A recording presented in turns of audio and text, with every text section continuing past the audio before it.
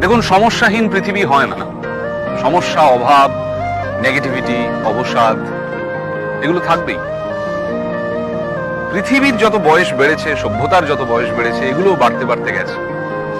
ফলত এগুলো থেকে পালিয়ে লাভ নেই। থাকুক না এগুলো ঘরের বা জীবনের কোণে, চলুক না আমাদের সঙ্গে। হোক না মন খারাপ, তাতে ভয় কি?